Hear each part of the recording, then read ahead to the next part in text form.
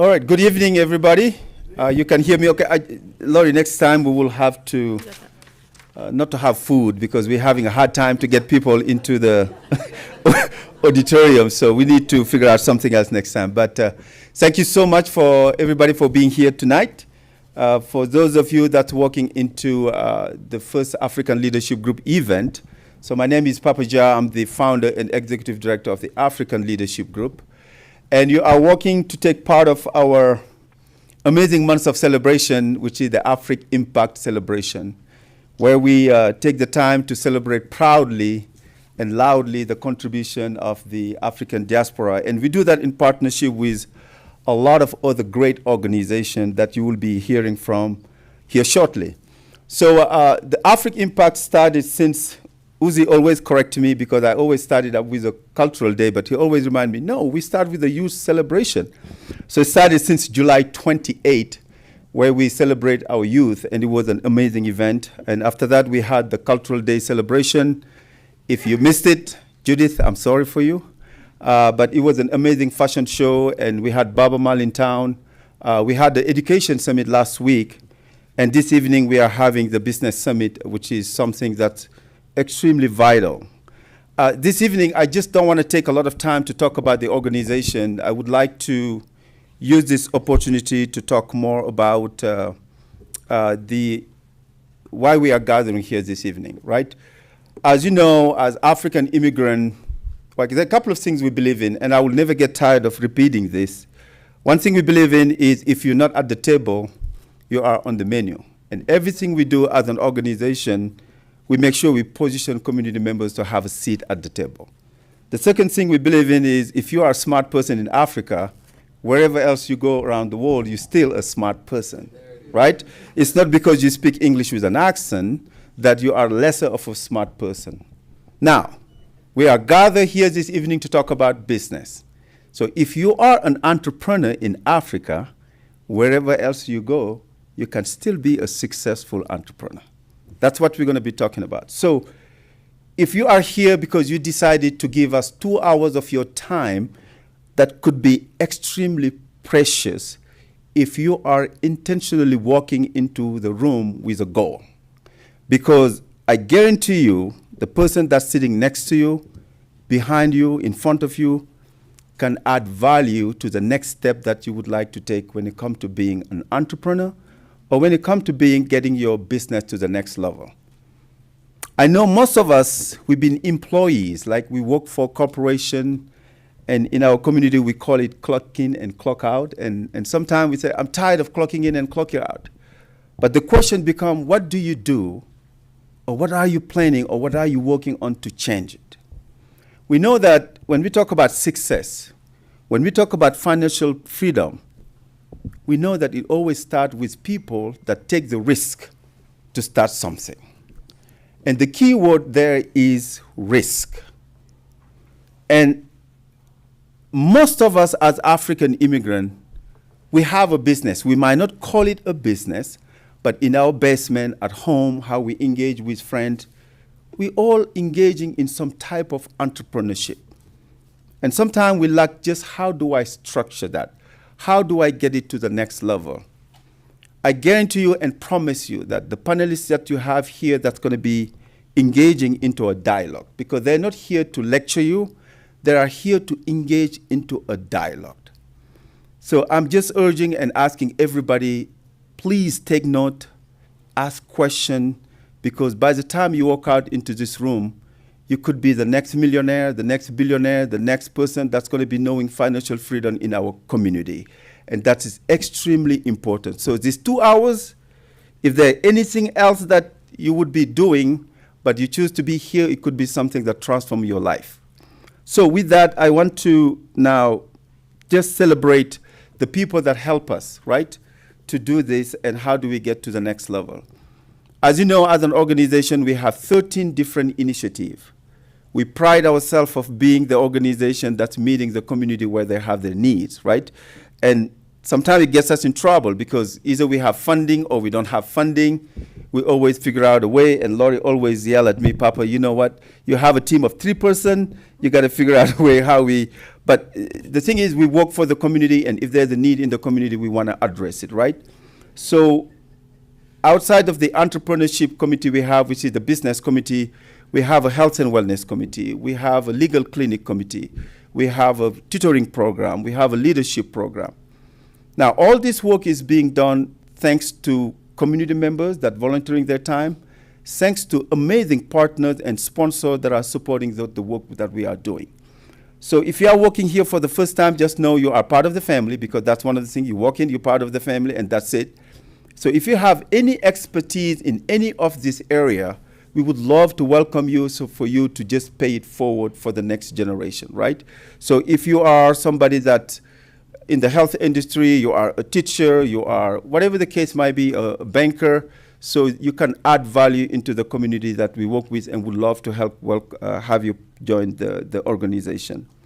Now, Laurie, if you can bring the page to the sponsor that we have that are just making this work possible. And I want to just take the time to thank them. Some of them are here this evening. We have Amazon, we have Energize Colorado, we have First Bank, and there's plenty of them, the Denver Botanic Garden, the Arvada Center. This work wouldn't be possible without the financial support that this organization are. Please help me give them a round of applause to thank them for their support.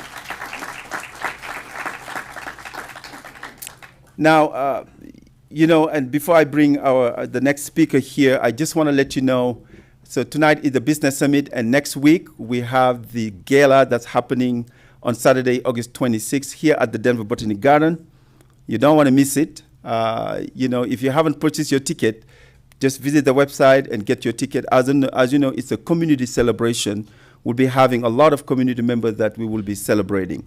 And I want to take this opportunity also to thank some people. We have some partners that, Laurie, you pointing me to something. Is it something that I missed? So we have some guests that flew in from Africa, and some international people that are joining us that I would like to just give thank and recognition. We have Mr. Mbeng. He's an entrepreneur. If you could please stand up, Mr. Mbeng. He flew in all the way from Senegal and just got in yesterday. So he's somebody that get here to just seek opportunity of entrepreneurship and business. Thank you so much for being here. So, and we have a lot of other people that came out of town to support the African Leadership Group during Afrik Impact. So we are grateful, and we want to thank you. So now I want to bring somebody that is a friend now, that's part of the family, and all of you are familiar with Amazon. And for the longest time as a community, the relationship we have with Amazon is you want to buy something, you go online and you purchase it, right? And after that, maybe it got to the point where some of us, we start working with Amazon as an employee, but we never had the chance to really to establish a relationship where not only the first time, but year in and year out. So Amazon is always supporting us as an organization and making it a point to be here and be present to engage with community. So I have a bio here that's 3 pages long. But honestly, for me, when I introduce people, I just want to introduce them based on who they are to the community and their heart and their care. So Brittany, we are so grateful to have this partnership that's going on for more than 3 years now. And as you know, for those of you that did the entrepreneurship class, so we did get a grant from Amazon that did allow us to do that. And with that, you had an amazing impact in the community. The testimony stories you're going to be hearing tonight, it came from somebody that took the entrepreneurship class, and today she's a full-fledged business owner. So please help me welcome Brittany Morris. Thank you so much.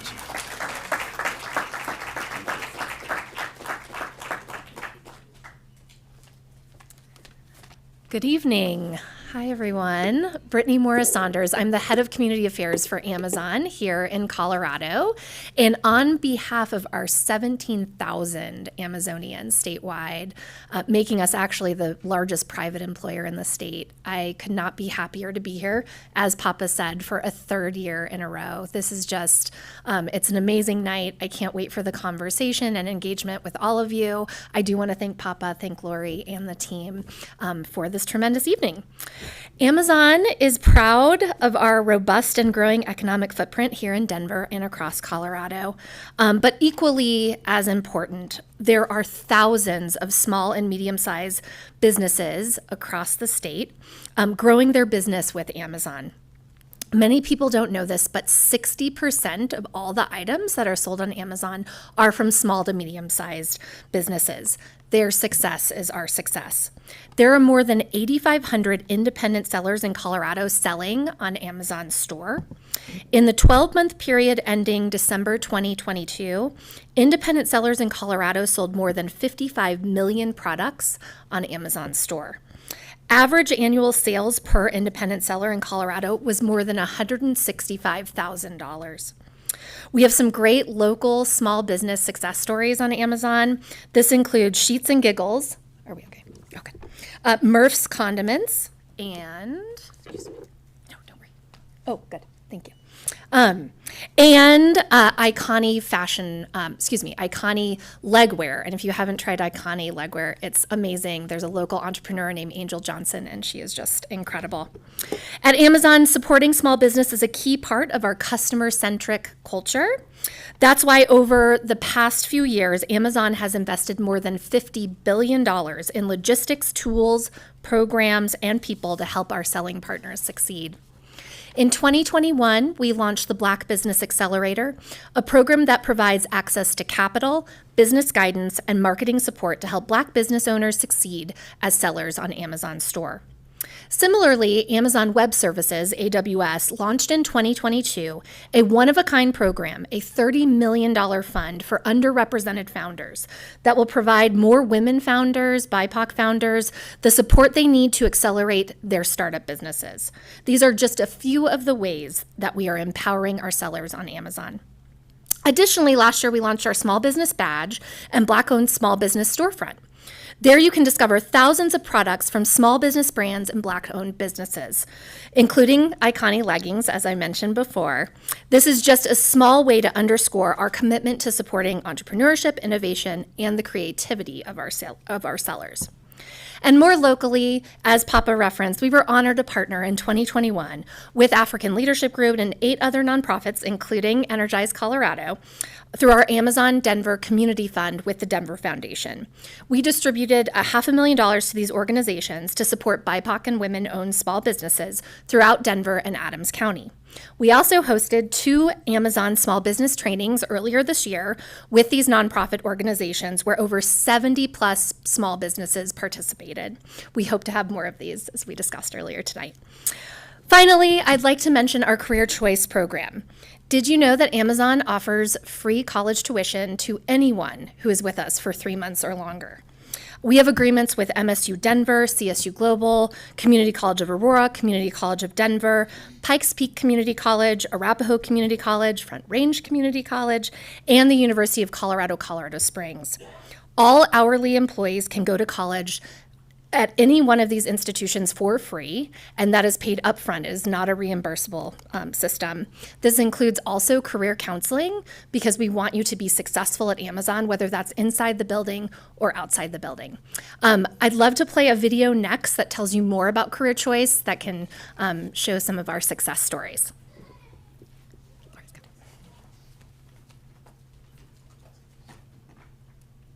Getting my diploma feels great. It means the world to me. I'm the first one in my family to complete their bachelor's degree. I had planned to transfer into Portland State, but financially I wasn't able to.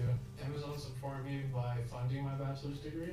Amazon allowed me to get off early on days I have tests or take extra time off to study for a course.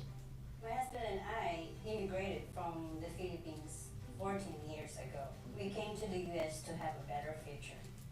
I used to work at Amazon, and now I work as an EKG monitor tech. My name is Steve Aarons. I'm a control system lead, or CSL. I started work for Amazon back in September of 2006 when Amazon introduced the Career Choice program. I thought that was a great opportunity for me to advance my career, applied for it, and ended up completing that. I was immediately put in for a promotion to MHE Tech 2 when I found out that they paid for the bachelor's degree and there was not a lifetime cap of how much money spend. I decided to rejoin the Career Choice program. Amazon's Career Choice program, open to eligible hourly employees, is available in 14 countries and allows employees to pursue further education and skills training through a variety of programs. Nearly 60,000 Amazon employees signed up for the company's Career Choice program in 2022.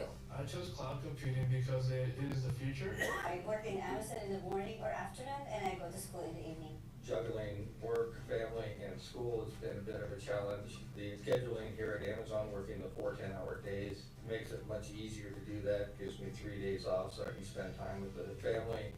Since its initial launch in 2012, Career Choice has seen more than 110,000 participants explore a range of opportunities, including starting or returning to school, learning new skills, or earning industry certifications. The global program continues its mission to empower hourly employees to learn new skills for professional success at Amazon or elsewhere. The next goal in my career is to become a cloud support engineer. It feels amazing to finally get this done. I think it's going to mean even a lot more to my family than myself. Because of Amazon, I was able to complete my degree. Having this job, I can help my husband send my kids to school, to college. Now I earn 3 times from what I used to earn. One thing nice about their Career Choice program is it's designed to allow you to follow your passions. One thing my dad always taught me, anytime you can get free education, take it. Amazon believes all employees should have the opportunity to learn new skills and build their careers. Thanks to the Career Choice program, thousands of employees are earning certificates, degrees, and more that may have otherwise been outside the realm of possibility.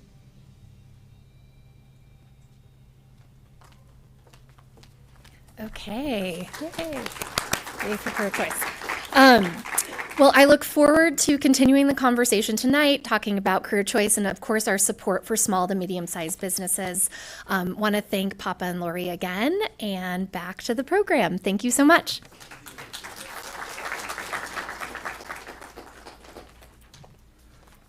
All right.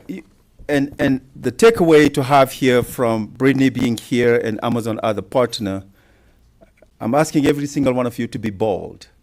If you want to be successful in business, you have to be bold. And don't think that Amazon is just a platform for successful entrepreneurs. Every single one of us, we can start the process, figure out how do we get our product and service, because we have a great partner that is here and opening the door for us. Just think about it and make use of that. So now we're going to dive deep into the program. And again, I want to reiterate the fact that it's going to be very crucial for this next hour and a half for you to pay attention, to take note, and engage truly with this amazing panelists that you're going to be hearing from. So before we do that, as you know, this event was put together by the business committee. And I know quite often people have a tendency to give me all the credit, but I have people way, way smarter than me, part of the organization that's doing this work. And the people we have in the business committee that you're going to get to hear from them. But to start with, you're going to be hearing from the chair of the business committee, and that's Kwame Warner. And Kwame is a performance coach, has been a business owner for many, many years. And again, for me, I like when I introduce people to introduce them about who they are as a person and the role that they play in the community. So obviously we met Kwame through his wife, Clay, that's just became part of this family, and we love you, Clay. You are truly amazing. And because of that, we met Kwame, and Kwame is amazing. These people have wealth of knowledge when it comes to business, but just the level of care they have for the community, it always makes us a stronger and a better community. So, brother, I want to welcome you on the stage, and please give him a round of applause. He's making a huge difference in the community, and we appreciate you, my man. So thank you so much. How's everybody doing this evening? Come on, wake up, let the food coma wear off a little bit. I'm excited to hang out with you guys this evening, and it's been a great privilege just to, over the last few months, to work with the business committee. It's so many great minds and an incredible collaborative effort to find opportunities, to create opportunities for people to share their gifts, to have economical and financial breakthroughs in their lives. And that's the mission of ALG. That's the mission of the Business and Economic Opportunity And that's strictly this, is to identify businesses and economic opportunities, to win markets, to have access to meaningful job opportunities, and to help create jobs while thriving as successful business owners. But more than that, I think, and I'm just going to step away from this for a minute. More than that, it's for you. It's to help you thrive, to help you be who you were created to be, because each of you have a unique ability, a talent, a gift, a skill that only you have. And if you don't express that, we will be robbed. And so the committee has worked feverishly to ensure that we create venues and opportunities for you to grow and to express yourself and to take your life to the next level. And so if you guys are all here, I would just love to have the members of the business committee stand up really quickly. If you just go, don't be shy, stand up. These are just some of the members of the committee that has been working on your behalf to make tonight possible. I also I'd be remiss if I didn't say thank you to Uzi and Brianna and of course Lori. I mean, they're the generals behind the scenes that really put a lot of this stuff together, and so hats off to you as well. Can you give them a round of applause as well? So, leveraging. We want to be able to leverage resources to have an economic and financial success in our lives. How many people want to have financial success? Show of hands. Yeah, every hand better have went up. So I don't have a few minutes, but I want to give you something. Because you raised your hands, I want to give you something. This is free. This wasn't even made a mission. This is free. I'm giving it to you right now. How many of you really want to take your life to the next level? How many? Keep your hands up if you have a dream, an idea or something. All right, cool. I want to give you this because I think that if you really grab a hold of this, you will elevate not only your life, but your business to the stratosphere. Okay? You will do, and have things that you thought you would never be able to accomplish. All right? Now, in Hollywood, on a movie set, when they're getting ready to film, the director, when they're getting ready to film, he says 3 words. I think they say 3 words. I just got it from TV, so I don't know if they really do this in Hollywood or not. But you guys might be familiar with it. They say 3 things. I want you to repeat the last word. Lights, camera, action. Action, baby. Action. That's what I want to give you and remind you of. Action is so vitally important to your success, right? Everything that we see around us, look around you. Everything you see, this room, the video cameras, this microphone that I'm speaking into was an idea. It was a concept in somebody's head. The cell phones you talk on, Instagram, the places that you post, those were just ideas in someone's head. It was in the ether. And they said, you know what? I want to do something about it. I don't want to talk about it. I don't want to be that guy that tells his friend, right? Hey man, you know back in 1972, I thought about that same thing. You know that guy, right? You are action people. And that's what it's going to take. Everything that has been created, everything that was made, has made you yourself, was an idea in the God that created you. And he took action, and you are here. He tapped into your mother and father, and now you are here. Action is what brings about manifestation. So I want to say this to you. I have been to a lot of seminars and workshops in my life. I've spent thousands of dollars on education because the best investment I could ever make is in me. But can I be honest and tell you that I took copious notes. I watched the videos, but then I get back into I-25 rush hour traffic. My daughter's crying or just had a seizure. Bills are piling up. And I said, you know what? Maybe tomorrow. So I put my dreams on layaway. I don't want that for you. You're going to hear from a host of individuals that are going to give you so much knowledge and wisdom that will enhance your life. But it will be for nothing if you go back to your life tomorrow and do the same thing and get the same result. You'll be at next year's summit not having accomplished the thing that you purposed in your heart. So I want you to do one last thing for me. One last thing for me. I want you to repeat after me. I will. Take action. Say it again. I will. Take action. Okay, now that was cute. But see, you're on a mission, and life ain't just going to let you have what you want. It's going to battle you inch for inch. You got to get ugly. You got to put on your ugly face. You got to get mean with it like you're in a fight for your life. So I'm going to say it again. I want you to put your ugly face on and say, I will. Take action.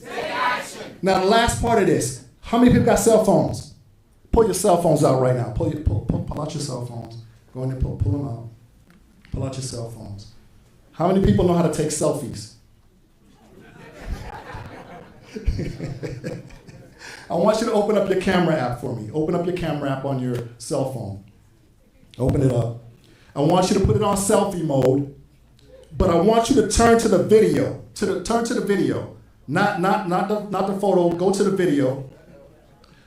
You see yourself? Can you see? If you can't see yourself, you're doing it wrong. I can't teach you this right now. I ain't got time. Okay. You got your cell phone out. You got your video. You seeing yourself. You look beautiful, don't you? You look incredible. God made you like that. You're amazing. Okay, now, what I want you to do, I'm going to count to 3. And when I hit 3, I want you to hit the record button. And with your determination, your ugly face, don't look at nobody else. You ain't fighting for their dream. You fighting for your dream. I want you to look in the camera. And I want you to say, I will take action. All right? 1, 2, 3, hit the record button. I will take action. Okay, stop the recording. Now, when you leave here tonight, just after 8 o'clock, and you get back in your car, and you go back to the life that hasn't changed as a result of you being here, and you're in your cubicle tomorrow, or you're caught in rush hour traffic, and you want to do what I did in the past and put your dream on hold, I want you to pull out your cell phone, and I want you to play that video and remind yourself of the commitment that you made to you, so that your idea, your dream, your goal will fill the atmosphere. All right? Thank you. Now, we're getting ready to get into this thing, and I have the privilege, I have the honor of introducing your moderator for the night. She's a phenomenal woman. She's been an entrepreneur for over 20 years. She's been a real estate mogul. Right now, she is the Chief Operating Officer of Cross Purpose. She's a mother, she's a wife, and she's sexy. So put your hands together as I welcome my incredible wife, Miss Calais Warner. Thank you, baby. Oh, hold up. Oh, you got the Sometimes he say, I don't want the lipstick now. You know what? And I just want to say this. That was coming from a man who took a company that was an 80-year-old company, birthed right here in Colorado, owned by a majority family, majority culture family, I'll just say that, and their business was going defunct. He negotiated a deal to buy the label that was supported by people in this community, in my community, and yet no one from my community owned that. He negotiated to buy the recipes and everything that was encompassed in that, and today it is actually owned by it is a black-owned company that we currently own. So that's that guy. So he knows a little bit about what he's talking about. All right, let's get started here. Oh, I get to introduce and talk about, there we go, Effie. So for those, Effie, come on up because we're going to talk about you a little bit. Is this still working? Can you guys hear me? No? Okay. Let me take the mic. That's all right. Sometimes I say my mouth is big enough, but some days it doesn't work like that. I had the awesome privilege of helping this young lady last year. We had the business summit last year in the pitch night, And here, come on up here and join me. And there are some phenomenal people in this community who came out and who really did an incredible job. But I just want to read a little bit about Effie and tell you who she is before she tells a little bit about her story. Effie was born in Lagos, Nigeria. She's been living in the U.S., specifically in Denver, for the last 4 years. She's happily married, and she has a beautiful daughter. I've met her. I don't know if you guys have seen her. She is amazing. The next little superstar here. Effie specialized in mechanical engineering technology with a degree in Tver State University in Russia. Okay. And also holds project management built environment in Anglia Ruskin, the University of UK. And so I will just say she currently has her business, and her business is called One Stop Shop Enterprise Gifted Hand. And she does makeup, hairdressing services. But here's the part that I want to tell you about and make sure that you look at. This display over here is also what she does. She does beautiful, absolutely beautiful. You can see them both on both sides, beautiful balloon arrangements. And last year, I went to work for Cross Purpose, and last year she actually made those for the folks in my office. So if you're thinking about Christmas gifts, you need to come see her. If you're thinking about gifts, wedding gifts that you just want to like give your bridesmaids or something, come and talk to Effie because she has a beautiful balloon business. So with that, Effie, tell us a little about what you're doing right now. So proud of you, girl. Thank you so much, Claire. Good evening, everyone. How are we all doing? Yes, thank you. First of all, I want to say thank you to ALG for giving me this platform. It's been an amazing opportunity to be standing in presence of great mind, presence of this community. It has brought me this far. Like Claire mentioned, last year I participated in the Business Summit. I actually started with ALG as the public speaking class. And from there, I went on to the business entrepreneurship class, and I started my own business. Yes, I started my own business. And this business has grown and grown with the help of everyone in this room, the community in general. So I started the Gifted and LLC. I make hair, I do makeup, but the major thing that I do is the balloon services. Because one thing I believe that everybody deserves to be celebrated. And what more with balloons? Like if you see balloons, the whole room is lit up, right? So I started with that, and it has grown so far. It has really, really grown so far. As a mom and my daughter, she loves balloons, and she's been helping me too, even though she plays around and does all that. So today, I just wanted to tell you a little bit of how far I have gone to be here today. I have gotten the support from the community. Like I've said, I've gotten the support from my family. I have my two little nieces. I have been dragging them everywhere, So it has been interesting. So what I am asking you today is, I know each one of us has a birthday to celebrate, right? Or you have a birthday of a loved one to celebrate, right? Yeah. So this is me, and I'm ready to offer all those services to you. I mean it, right? What is the topic today? We are leveraging resources to reach this financial success. I am putting myself on your table. You don't even need to invite me. I am inviting myself to your table because I need that financial success. And I believe every one of us need it, right? But I need it. Because this year, January, as a Scrum Master, I got laid off unexpectedly. And what do I have to fall back on? My business. I had to fall back on my business. And this business from January till now has sustained me and my family. So this is what it is. It is a risk, yes. Was I afraid? Yes. Was I scared? Yes. Were there times that I had to think, how am I going to pay my bill? Yes, it is real. But like Papa said, you have to take that risk. So if you are here in this room today, you have that idea. It's high time you take the risk. Watch that video that you recorded of yourself just a few minutes ago, right? Yes, you are going to take action. I am going to take action, and I'm taking it right now. Like I'm telling each and every one of you today, any business that you have, any birthday, wedding, office event, it doesn't have to be just the birthdays. Yes, I do offices, company events. Your girl is here. My supporters are there. They have my business card. They've been doing a wonderful job today. They've been passing my business card everywhere because I told them, everyone that steps into this place must have my business card. I told them, and they've been doing it. So thank you, Adu and Ara. So I'm telling you guys today, take action. It is scary, but take that action because it will save you. Thank you. Great job. Thank you. Great job, beautiful. And you know what? I often will get a text from Effie saying, hey, can you go on Google? Can you go on here and tell them about the business that I have? And so she continues to do a great job at marketing. But Papa, I do want to say this to you. She talked about the leadership. She talked about public speaking, and she talked about the entrepreneurship class. She is a result of what you are doing in the community. Can we just give Papa a hand for that? I am a result of what you are doing in the community because I came into this amazing place and took the leadership class and was able to jump in and participate, and I was welcomed with open arms through Laura and Poppy and Anstu. Thank you so much. And you know what?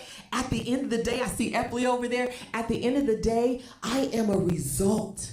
My life is a result of what you've added to it. So thank you for the great work that you're doing. Please keep doing that in the community. It is making a difference. All right, so we are going to get started with talking with our panel. So let me see. There we go. Am I going the wrong way? There we go. Okay, panelists coming up. All right, so first we're going to introduce Solomon. Solomon, if you want to head on up, I'm going to read a little bit about Solomon. I'm so excited. You know what? Here's my experience of our business summit is that we get quality folks in here. We get folks who really have some good information to provide to us. So let me just get in here and I will. All right, so Solomon. Quality folks who are interested in doing great work in the community and who keep coming back time and time again. Thank you for the work that you're doing, Solomon. Solomon is the vice president of a commercial banker for Midwest One Bank. He's had over 20 years of experience in the banking industry in Colorado. He has an emphasis on healthcare, on real estate, and contractor industry segments. Solomon has been married for 26 years. He has 2 beautiful children. He was previously served, I didn't even know this, which is awesome. He previously served for 2 years on the Denver Workforce Board, where he was appointed by Mayor Hancock in 2014, and he currently serves on the board of the African Leadership Group.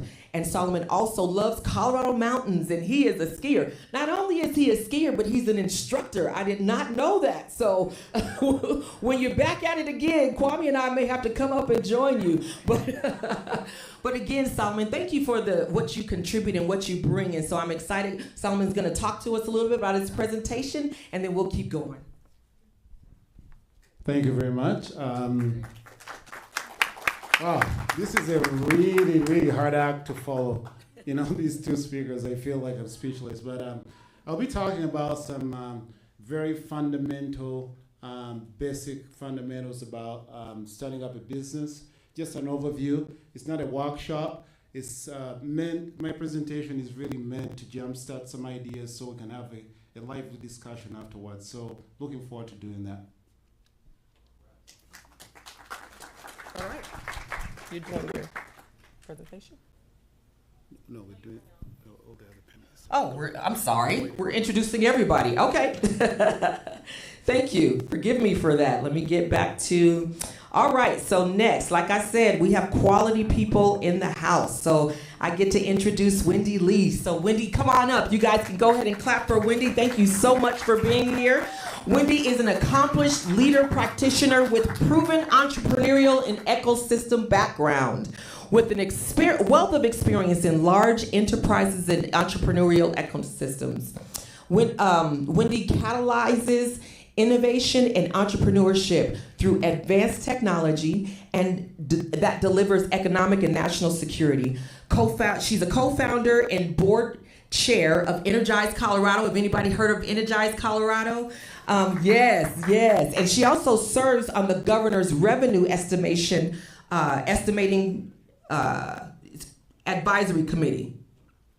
At a national level, Wendy serves on the Center for American Entrepreneurship as an advisory board and a member of the National Advisory Council for Innovation and Entrepreneurship. I appreciate who you are, Wendy. Listen, you're gonna hear from her. She has some great, powerful things to say. They're down to earth, they're practical, and so I'm excited to hear what you have to say as well, and she'll have her presentation afterwards. So thank you again for joining us. All right, next we have Justin Gilmore. Go ahead and put your hands together for Justin as he comes up.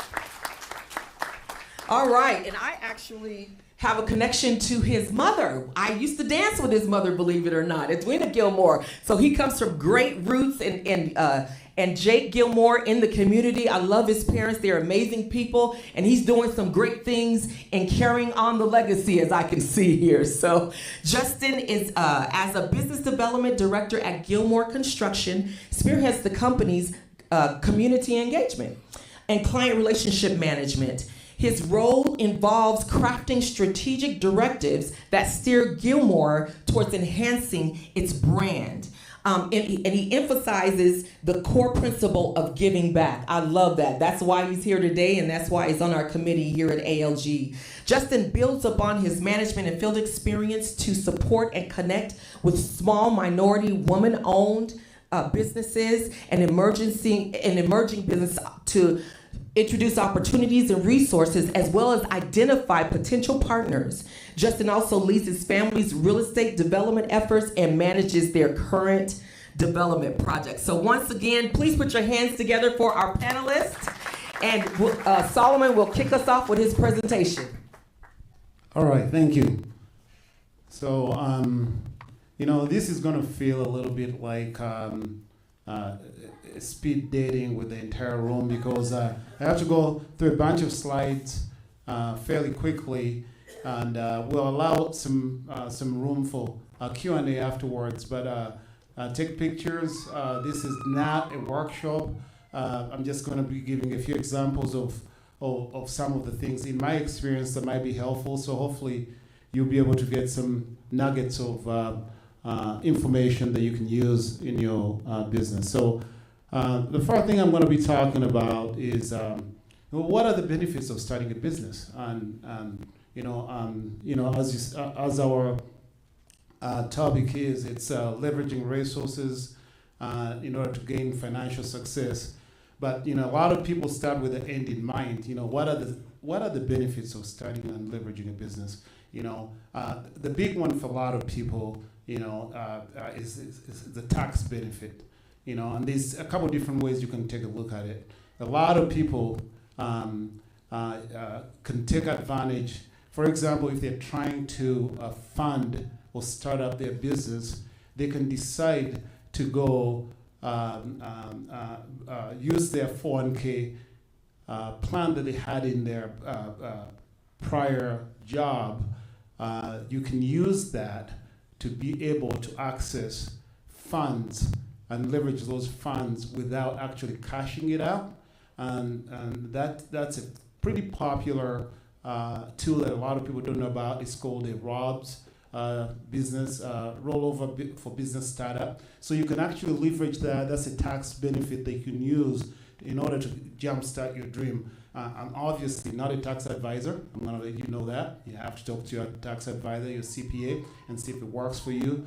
But that's a tax benefit that you can tie directly into funding your business and leveraging that resource. And another thing that people start the tax benefit of starting a business, another one is the ability to use the business expenses to minimize your tax liability. A popular one that's well known is, again, the home office. If you use a part of your home that's dedicated to the business, you can be able to get the tax benefit. That's a huge, it's a huge motivator for people who are trying to start a business and gain the tax benefits. The other reason why is the asset protection. You're actually building something that you can actually either pass on to generation, or you are seeing the benefits of your work showing up practically and literally on the balance sheet.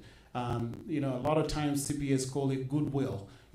That's an intangible asset that directly comes from, helps you build your wealth. And later on in this presentation, we're going to talk about exit strategies, and that's a big one. So being able to do that and be able to protect your idea and turn it into your product and turn it into an asset on the balance sheet is a real and tangible benefit.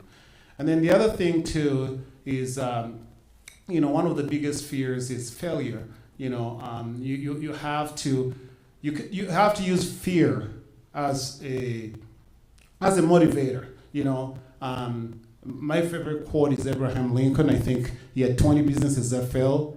He filed for bankruptcy and ended up being the president of the U.S. When I read that, it really motivated me. We're all, as immigrants, we're taking risks, and we're really taking risks that we might fail. We're going into the unknown. It's very similar to the journey an entrepreneur goes through when he decides, to take that step forward. You learn from failure, use that as an experience. Just do it. Real quick, I'm also going to talk about how to raise capital for your business. The first thing you need to do is, you have to have a business plan. If you're going to raise capital, you have to have a plan. There's an importance of having a roadmap on how you're going to go from point A to point B. So on the screen there, again, I'm not going to go down, point by point, but you have to create a plan. The basics of a plan is, you can get blueprints off the internet, Google them, there are books, there's software, you can get industry-specific information, you can do that. So those are some of the elements. There's 7 elements of a business plan. I've laid them out there, you don't have to write a chapter on every single thing. I always say, less is better to start and adjust the business plan as you go along. You're not required to write a whole, blueprint of how you're going to grow the business over the next 5-10 years, but you have to start somewhere. And then SBA has a program and workshops that help with that. It's a SCORE, and they have them in different areas of town, downtown Denver and Aurora.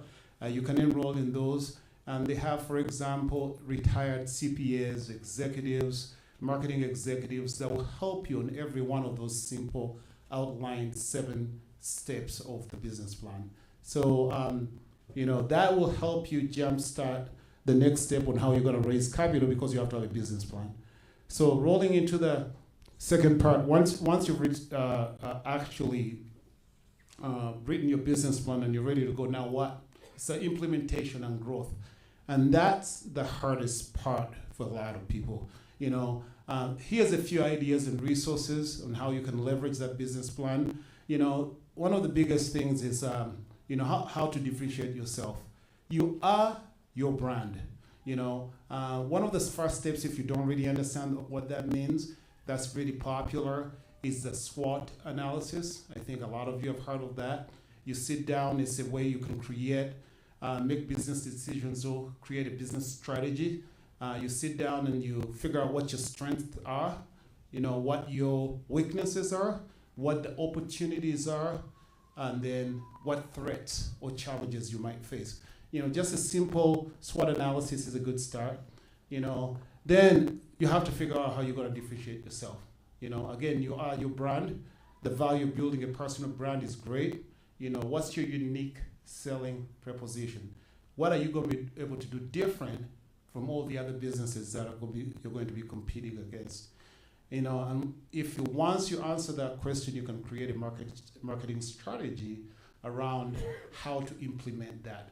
Who are your customers? How are you going to reach them? Examples are, it depends on the product. A lot of younger people. Amazon was here talking to us about how they reach their customers and how they use. Google was here a couple years ago showing us the different tools that can help you design a marketing plan. So you need to make a decision. A lot of social media, influencers and all that. There's so many different ways nowadays to do that. But the most important thing I always talk about is the ability to scale your business. And that's, to me, If you ever watched the Shark Tank, if you're here when we did the pitch night, we looked at all businesses, all great ideas. But one of the things that we always asked ourselves as a panel of judges is this business scalable?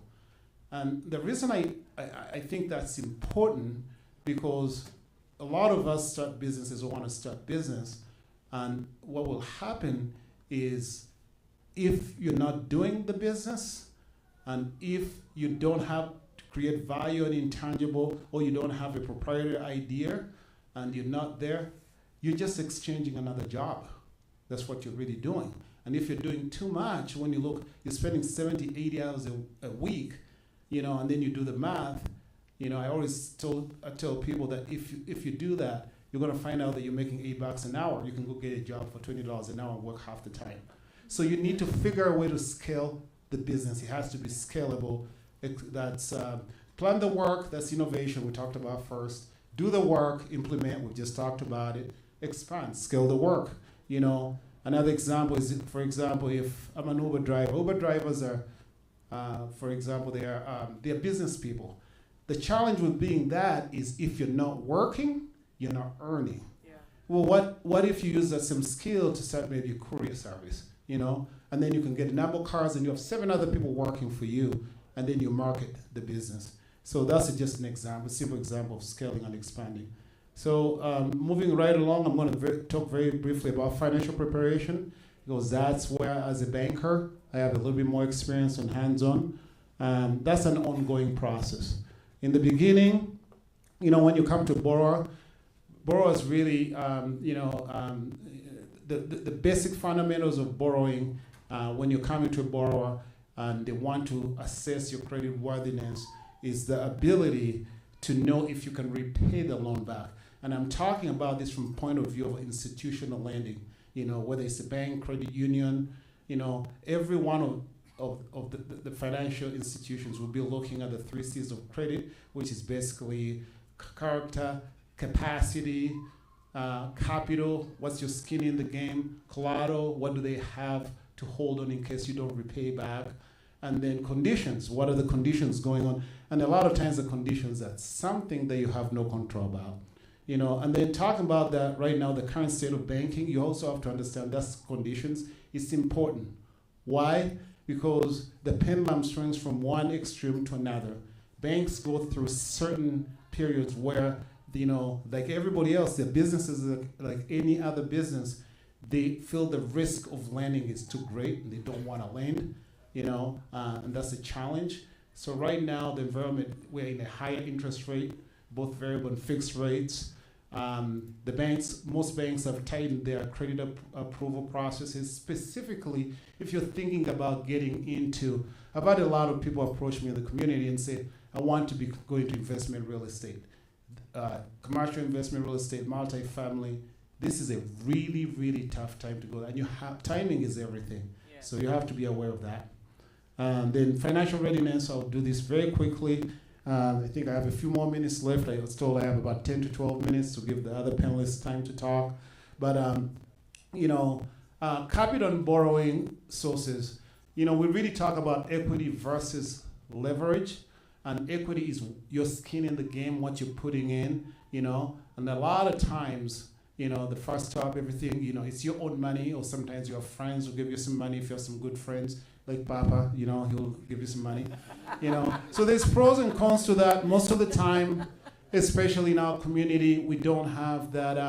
We don't have a lot of resources to tap in. Sometimes we start the businesses out of need, so that might not be a practical idea. So you might look at it into investors, private equity, wealthy individuals, silent partners, but they want their pound of flesh, They might want to take part of your business and you're doing all the work. So you have to be very, very strategic when you're going through this process. Then obviously, institutional loans, banking, that's where we come in. And then I put other lenders in there, and Wendy will talk a little bit more. But I just thought this was an interesting statistic.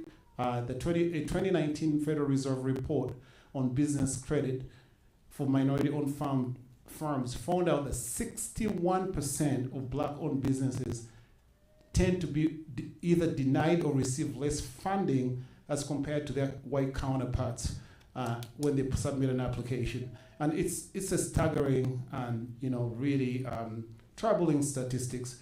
But it's not all bad news. There's been a lot of resources and other institutions, microlenders and alternative programs. For example, Amazon just talked about their specific programs that have been established to help BIPOC and minority-owned businesses. So again, that's another resource that you have to know. The stat should not scare you or discourage you. So you as a business owner have to understand the numbers, financial statements, in order to keep track, not only to do that, but also understand if you're going to make money. So I actually have 26 years of banking experience, a little over 20. And out of those 26, 20 were all commercial and business banking. And I've seen all different kinds of businesses in different sectors, different industries. But one thing that's consistent with the successful business owners are the ones who know their numbers. I'm not saying they're accountants, but they understand they're in the business to make money. It's not a hobby. And they can be able to communicate those numbers to their bankers, communicate their numbers to their employees, their investors, and other stakeholders. So you also need to know what stage you're in. Whether it's startup, you need a different kind of funding, SBA loans, micro lenders, alternative programs. You don't have a history, you're not proven. Banks won't give you money. You're not a conventional banking candidate. If you're in the growth stage and you're making money, you're profitable, how do you leverage that? And then, of course, maturity. Once your business levels off, maybe there's technology, there's some obsolescence in technology. You're a technology company. There's a newer, better technology that's coming. You have to understand how to reinvent and repackage yourself, going back again to some of the things we've talked about earlier. But at this point, I'm just going to, we'll do Q&A later on. I'm just going to turn it over to Wendy to talk about her part about some of the resources you can get or you can use for funding your business that are not institutional lending. Thank you.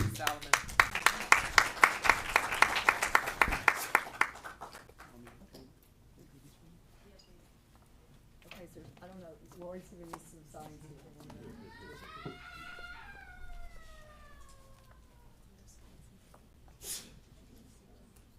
Okay, that's okay. We'll do fine. Okay. So, hello, everyone. Microphone. Hello, everyone. Let me get this on. There we go. There we go. Yeah. You can hear me now? Yeah. Yay! Okay, cool. My name's Wendy Lee, and I'm the co-founder and chair of Energize Colorado. And Energize Colorado is in the business of helping entrepreneurs, underinvested entrepreneurs, to gain access to resources. That could be capital resources or educational resources. That's what we do. And we have been in this business we're in our 4th year. Started during COVID, which was a very interesting time to start a business. About me, though, you should know that business is my art. Love business, all types of businesses, new ones especially, which are the hardest ones sometimes, but I also like existing ones that need to reboot, right, that need a little innovation to kind of spark them up, to drive more customers, more margin. And I like the largest businesses, including the government, which is a business of its own type. Yes. So be it a large enterprise, a complex enterprise, or a small bootstrapped business, love all of them. Because business has both an art to it, which makes it fun, and science to it. And so it's finding the balance between those that really is the work. So hold on to that thought. So a couple of things I want to say other than that. I brought some books, and this is the 2nd year I've brought these because they're very important to new builders. These are not traditional builders. These are new builders that are coming from many different backgrounds from around the world to create their own wealth through business creation. This book, and you've seen some here and there's some downstairs in the networking area, will give you examples, case studies, research that is meant to inform as well as inspire, right? And I think it takes both to do the work of entrepreneurship. So raise your hand if you are sitting on or incubating a new business idea. Want to see that? Oh, wow. Awesome. Okay, so you're working on a new idea. I didn't say what your day job was. I'm just saying you're working on a new idea. And so therefore, you're looking for that recipe for art and science. Raise your hand if you have an existing business and you're trying to get that puppy to grow. Up to the right. All right. Well, this is our audience, and we're very happy about that. So what I want to do is tee up very quickly a couple of concepts that if you can embrace them and action them, you will then be able to leverage resources to build a bridge to financial success. Okay? So this is what I want you to pay attention to. We'll see how we go. And I'm going to go through, the slides are not the point, it's the storyline that's the point. Because you have to get prepared to leverage resources. Having a bunch of resources is not the point. You got to know how to leverage them, how to access them, and get ready for that. Okay. The first thing you have to do is assess your personal resilience. Now, resilience has become a buzzword since COVID because we're all a little crazy. I will take credit for that. I'm a little crazy because I'm a builder, so I see a lot of gaps, and I'm constantly thinking, what business could solve that gap or close that gap? Who could run that business? Who could I get to lean in to create the business to close the gap? I'm very focused on small businesses, 10 employees or less. That's my jam right now. Not these big complex businesses. I like the small ones because they drive most of the growth in our state. Did you know that? 95% of the jobs in this state come from businesses 10 employees or less. Let's be happy about that. But resilience is an issue because when you're in the middle of the fire drill, the COVID, some shock, it could be a personal shock or a business shock, you get off center, right? You get off center and you don't know exactly how to get back on track.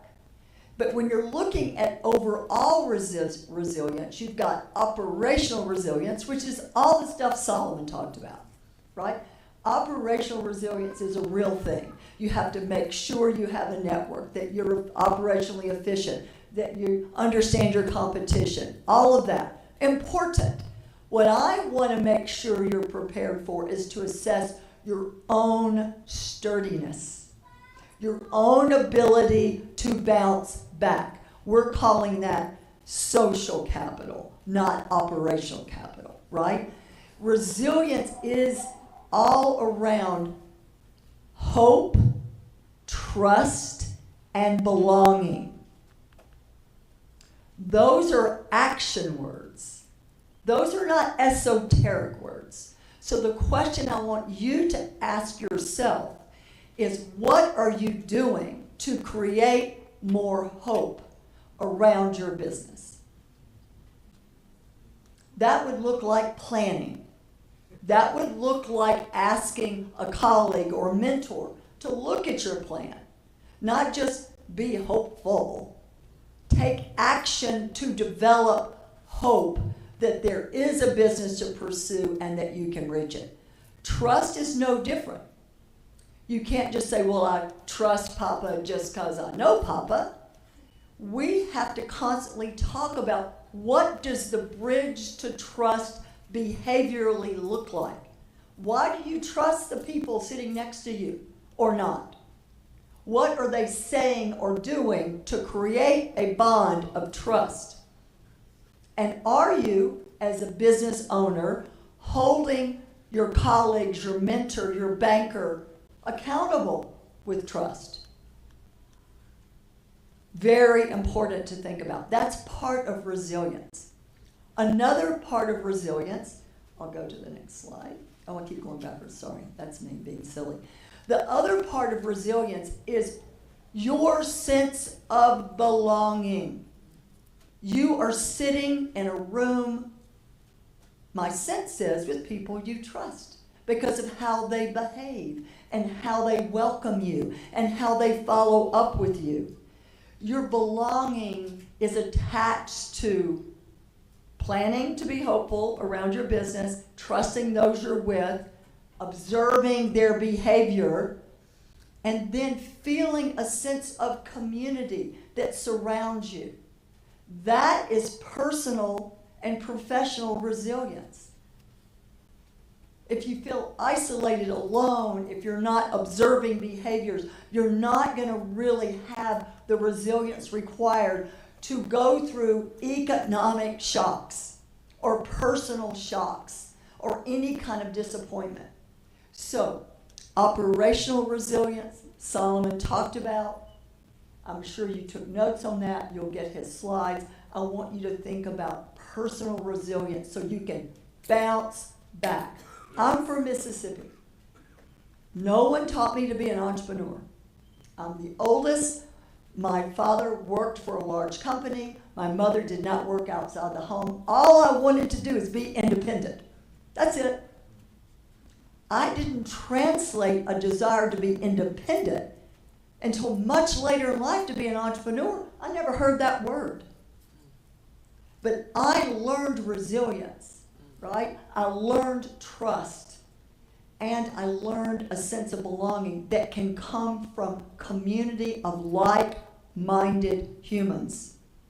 That's why I come here every year, because I feel loved and supported, even when times are tough. So we need to think about that on resilience. Okay, yes. Resilience is very important. You need to assess that, because if you don't have that, you will not be able to leverage resources, right? Ain't gonna happen. Okay, we are improving in our state. I have news for us. 2021 wasn't awesome on the resilience side. We know why. It got better though. So the scores here, we do surveys of the conditions in Colorado. I want you to know we are improving, and we go back to the same cohorts to see if they're improving. Many of you may be in this particular survey because you may have gotten a loan from us. And if you have, we stay in touch and we check in, because you need to understand the conditions you're operating in, right? Because you have to be able to make it through when things go wobbly or sideways, right? And this is a place you can come to make sure you can get through tough times. Okay, here we go. It's not working now. All right. I really don't need the slides, they're just pretty. Okay, go back the other way. You're worse than me going back that way. Okay. Vision. Okay, let's stay on this one. Okay, number one thing, are you resilient? You got some ideas. Number two has to do with vision and value. If you're not clear-headed about the vision of your new business idea or the business you have, if you're not clear-headed, you're not going to be able to leverage resources. Mm-hmm. Let's go to the next slide. If you can push that, that would be sweet. Okay, we've already heard about some goals from a business operational standpoint, but let's don't tie them down quite yet. Can you clearly articulate your vision? Yeah, yes. If you cannot, please stop and figure that out, because you're going to have to be talking about it all the time. To your mentor, to your colleagues, to your employees, to people you're trying to raise money from. So you have to practice that. If you do not have that down, a problem.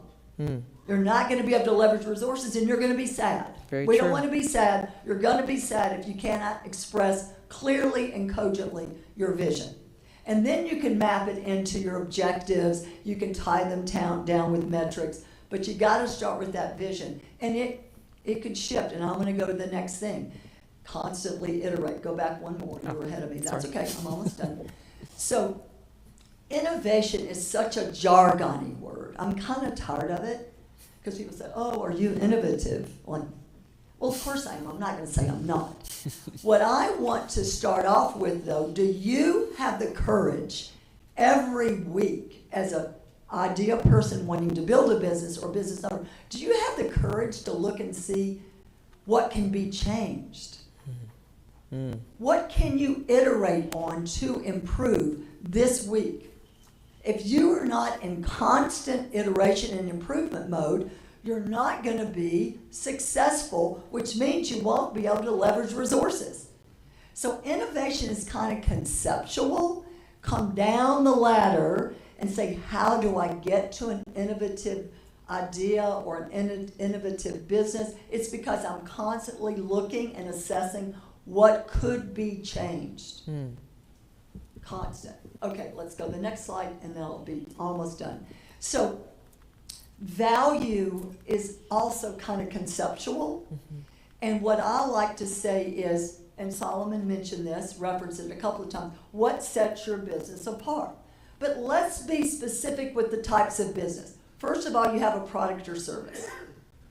If it's not valuable to your intended customers, it's a problem. Second of all, you have processes that can be valuable to customers. Think of all the processes that Amazon has just in their distribution centers. Yeah. It's not willy-nilly. It's not random. They have decided that there are certain processes that need to be true to drive profit. So don't think it's boring. It's quite important. A few processes. You don't have to over-engineer it because that makes people crazy. Next thing is, what is your customer experience? Want to know that. Can you describe it? How do others feel about it? Then, what is it about the financials you're working towards that translate into value to your customer? Right? So your pricing policies, your packaging and pricing policies impact the economics of your business. That's financial value. Yeah. Right? Yes. And then there's community value. And I like to end on that because I'm a community leader and you're involved in a community called the African Leadership Group. You have to understand the business you're thinking about or the business that you have has value to this community. The question is, do they understand that value? And what does your business do, Solomon, to impact this community? You know what it does, right? The question is, do you know what your business brings to this community? And how do you discuss that with your colleagues? Now, I'm going to wrap it up by going to resources. Next slide. So this is a slide that we update all the time at Energize Colorado.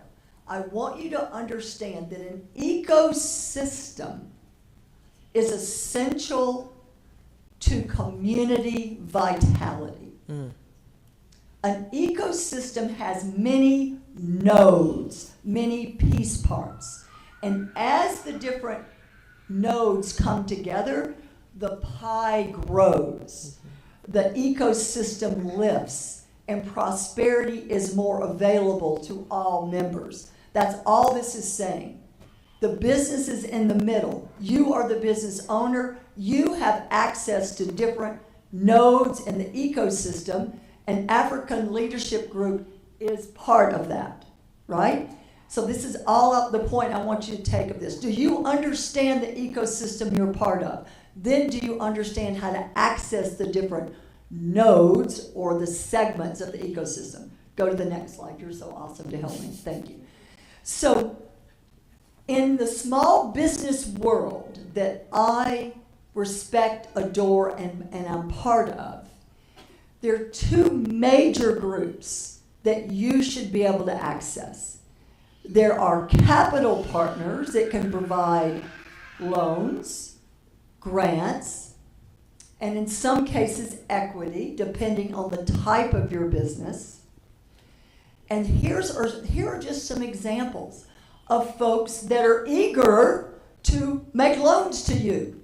Not just me, Energize, a bunch of people. The question is, you can't just show up without being prepared. Yeah. You have to assess your resilience. You have to understand your vision. You have to understand your value, or don't waste their time or yours. That's all. But please don't think they're not there. They're there. You are their customer. Yeah. Don't be afraid, but be prepared. Capital partners. Then there, technical assistance programs. I would only say that they're business support. They're educational. Papadilla African Leadership Group offers some of those to entrepreneurs. Many organizations do. Please know, they want to know you. They want to help you.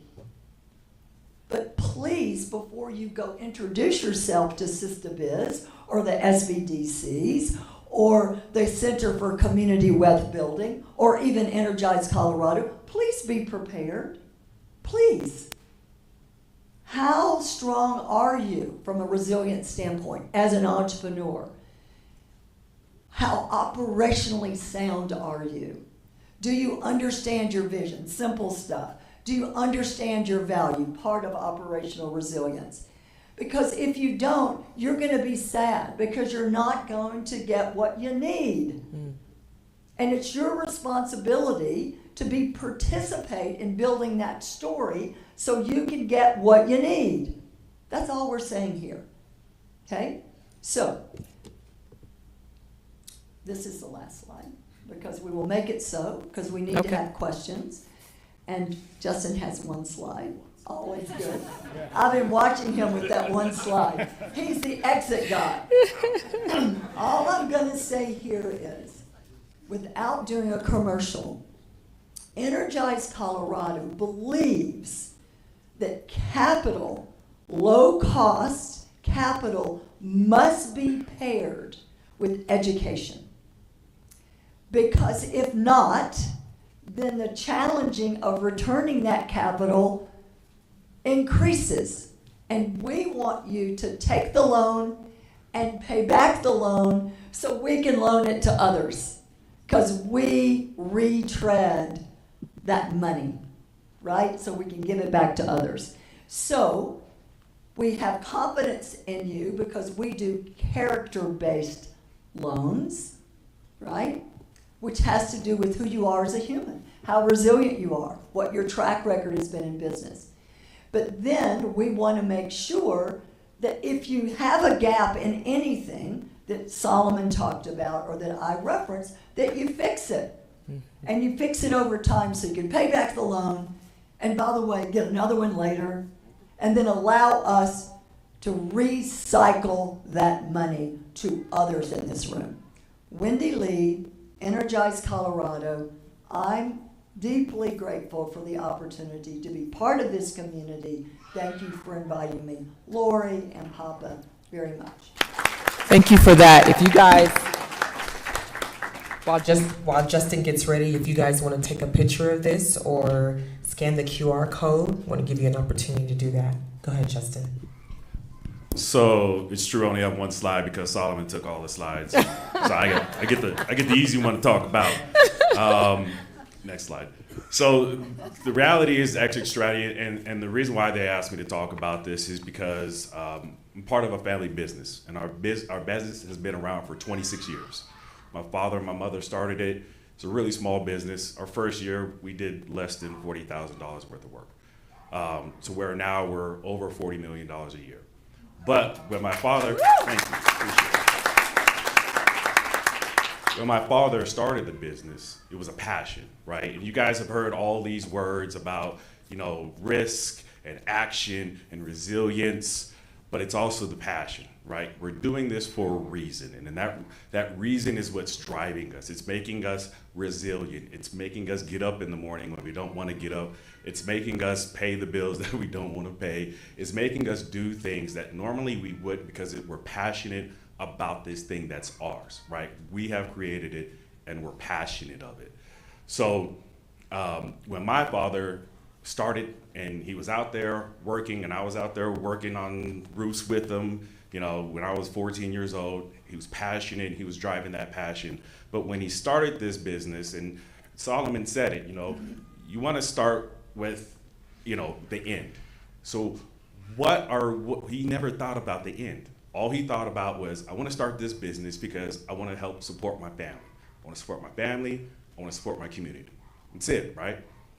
Got to the point to where he is today, to where he's grown a business, it's doing great, it's in the community, and now he's at that point where he's getting tired and he doesn't know what to do. But part of that was, it's like just fatigue, right? If you do it for 26 years, you start to get fatigued and you want to get out. Well, he never planned for that. He never planned to get out. And nobody knows what that looks like. And you grow a company to a size, you don't know what that looks like. And how do you get out? Some people want to retire, right? Some people, you know, we want to grow our business, and then possibly, maybe, some of you guys have great ideas. That idea can be sold, right? But you're thinking about that now. You're not thinking about it 15 years from now, 5 years from now, 10 years from now, 26 years from now. You're thinking about that now. Is what am I going to do and how am I going to get out of this? Am I just doing this because I have a product that I know that eventually is going to be worth something and I can sell that? Now I have this asset that I can leverage to sell and maybe start another business or go do something else with my life. You know, I'm working with my father in his succession planning. Me and my sister are going through all the things, and it's a very long process, but it's now becoming worth it because all of the hard work that he did gave us something to now we can leverage that as his kids to not only continue on his legacy and what he's built, but also start our own. So, you know, heard about the real estate development. We did such a great job that we were able to leverage that asset of this construction company to actually start another business. You guys have great ideas. You guys have a lot of things that you want to do and you're inspired to do them. Great. One of the things on here is, you know, planning to fail. Business is hard. Business sucks. Trust me, I know. You're gonna fail. It's a part of business. But that's how you learn, right? The best way we learn is through failure. Luckily, you guys have a great community. You have great leaders. You have great support around you so that when you're going through those hard times, that failure isn't a failure that's going to end your business. I believe the Labor Department has done research since 2002 to 2022, and they say every business that started, all the business that have started, 20% close in the first year. In the second year, 30% close. In the fifth year, 50% close. If you're lucky enough to stay around 10 years, there's only 30% of businesses that are still open. So it's hard and it's challenging, but not all of that has to be you failed. It could be you've done what you set out in your mind to do, and now you have this asset and you want to leverage it to do something else. So you closed your business, but you have to think about that on the end, right? So succession planning is key. Always think about where are you going with your business? What is it the path is going to take you through? And then what are you going to do at the end of it? Are you going to retire? Are you going to buy a house in Maui? What are you going to do with all this stuff, right? Think about that now, right? Because that's part of your passion, is you get to do something with this great idea, and it's leading you down this path, and it's going to help you build not only yourself, but your family and other people around you, your community. Make sure you guys are really thinking about that, okay? And that's I'm out of time. So that's my message to all of you. Something that I've learned and everything that I've grown up in a business is start thinking about the end plan now, because I'm trying to retire in like 5 years. I'm not even lying. Oh, I'm not mad at that. Give it a great, thank you everyone for your time and really being able to do this. The next section of this is we're going to answer some questions, ask some questions and have a Q&A section. So I'm going to take 2 mics. I think Jamal and, are you taking it? Okay, perfect. So if you have questions as the audience, get ready. And we're going to pass the mic to you so that, can I have your mic if you don't mind? So that you're able to ask that. So as we're getting ready to do that, I just want to ask one quick question. Oh, yes, please. And Brittany is going to join us as well. And we'll be passing the mic up here. So as you're getting ready, getting your questions ready, I have a question for the panelists.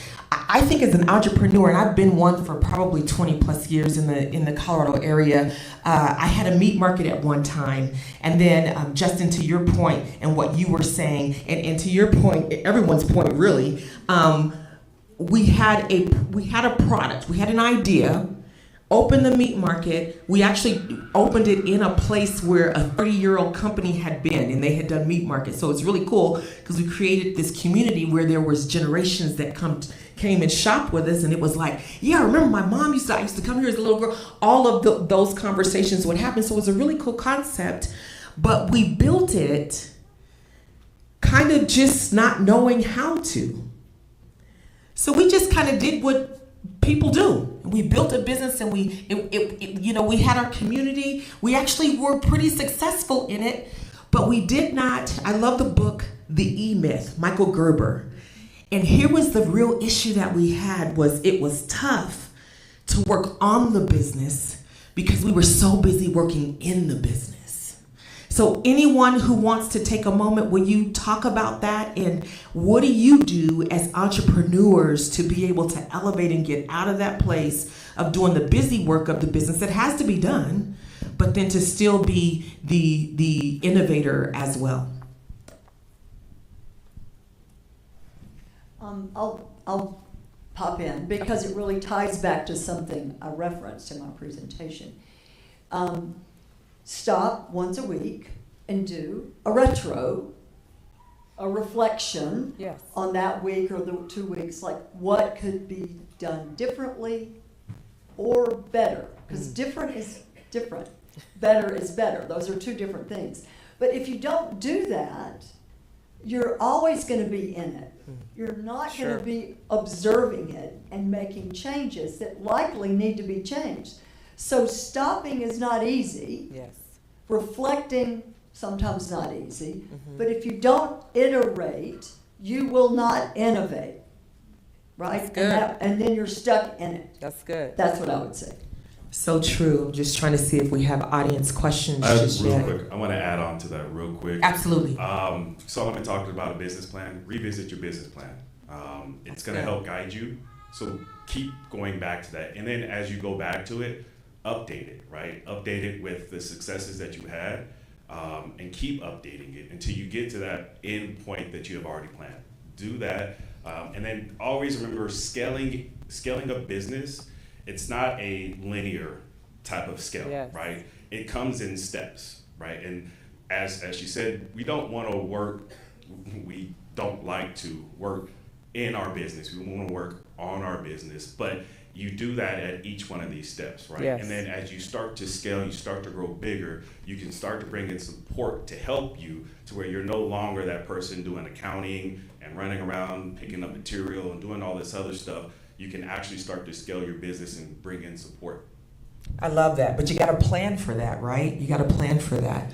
I will say that we have a question right over here with Efley while he's giving him the mic. So then, after we had this first experience with our business, and then we shut that one down, that's when my husband went and bought the 80-year-old brand, and we actually opened it up. And so at that point, we had learned some things, how to do some things different. And we began to systematize things. I always like to say, I was 14 when I worked at McDonald's. Never mind, I was not old enough to work there. We're not talking about that. But I I was 14. I lied, I confess. But I loved business and I loved to work as a young person. McDonald's systems are such that a 14-year-old could go in and learn how to run the fry station and run the whatever it was, whatever it took, the milkshake machine and all of that. By the time I was 16, old enough to work there, I was actually training the people who were twice my age. But my last question before we go to the audience is, for systematization in your business, can you speak to that? How has that influenced your business so that you can bring somebody in, have kind of a system in a box, if you will, and bring somebody in who's a 14-year-old who's got a little bit of, kind of bright, understands things, but then to be able to teach them that system so that it can run the way you want it to run. I feel like Amazon is the key. Yes. Thank you. I was just thinking that. But we do at Amazon, we have a thing called mechanisms. And it's basically this, that people have really good intentions, but unless you systematically set up mechanisms to work your way backwards to that goal that you're trying to get there, it's not going to happen. And you see this so much in business, just in managing your team, that again, people have really good intentions and they want to get there, but absolutely setting up those processes. The other thing that has made Amazon so successful is we are not afraid to fail. How many of you have an Amazon phone? Was that a thing? It was, and it was a massive failure. But how many of you have ordered on Amazon? Yes. So I think that would be the second thing that has really made Amazon as a customer-obsessed company really successful. That's really good. Thank you, Brittany. Just to add on, I think from just observing and working with hundreds of businesses over time, I still go back to those fundamentals. That's what we're talking about, because you're asking questions about, the operational side of the business. Sure. I mean, just because you're writing the plan doesn't say that you're finding all the answers, but you're asking the right questions. You'll quickly find out that you don't really understand what the process is. And again, it's back to leveraging and scaling. And if you feel you're going through the 7 steps of writing a plan and it's you doing everything, you're setting up yourself for failure. That's good. It's not going to work. It's not scalable. And it's not sustainable. Yeah, it's very true. I do want to give this one little tip. If you are looking into writing a business plan, liveplan.com, a $30 a month subscription that actually has sample business plans is an excellent resource. Efli has a question for us. All right. Well, thank you for being here, first of all. So adaptability stuck with me. I can't remember who brought that up. It may have been you, Solomon. But in terms of adaptability, I want to know, and you all have unique perspectives. Brittany, I know this is like a given for Amazon, but I want to know a success story that you either have experienced or know about in adapting and using successfully AI to improve your business. We don't use AI, we use labor.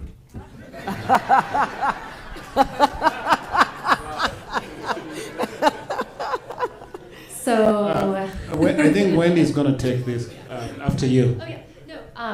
I will just say this. I will commit to next year for our Business and Economic Summit. We have some tremendous AI speakers on the Amazon Public Policy team, and it's something we've been talking about weekly. It's something that you're probably going to hear a lot about this upcoming legislative session as well. So I will commit to that next year since I am not the expert. Thank you.